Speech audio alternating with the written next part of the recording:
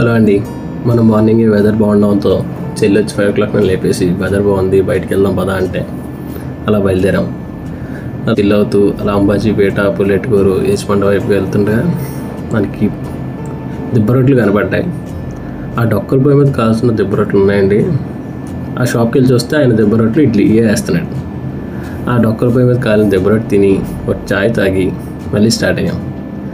ఆ వర్షాలు పడడం కాదు కానీ మంచి ఫ్లోటింగ్లో ఉన్నాయి కాలువలన్నీ. జగ్గంతో వెళ్ళాం. మన ప్రమాద యుద్ధం జరుగుతుంది కదా, మీకు తెలిసి ఉండొచ్చు.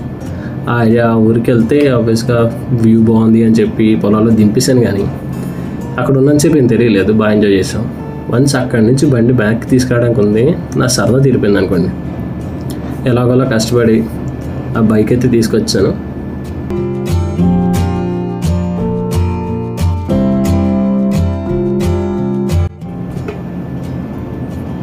అలా కాలువ రోడ్లో వెళ్తుండగా తాతగారు కనపడ్డారు. కాలువలో దిగి బట్ట ఉతుక్కుంటున్నారు. బాగుంది కదా అని చెప్పి రికార్డ్ చేశాను.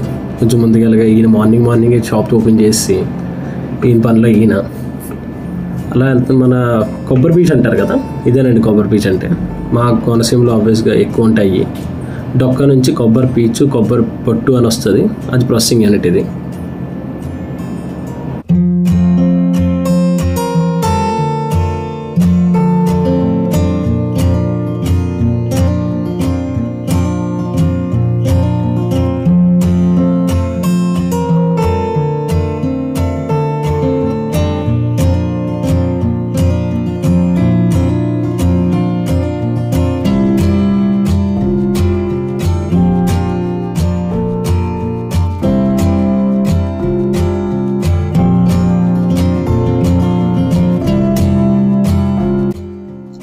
ఇప్పుడు వర్షాకాలం వచ్చింది కదండి, కొత్త పంట కోసం పొలం రెడీ చేసుకుంటున్నారు. మనం వీడియో రికార్డ్ చేస్తున్నప్పుడు ఈ పెద్ద ఆయన వచ్చి మీరు సర్వేర్ అని అడుగుతున్నారు.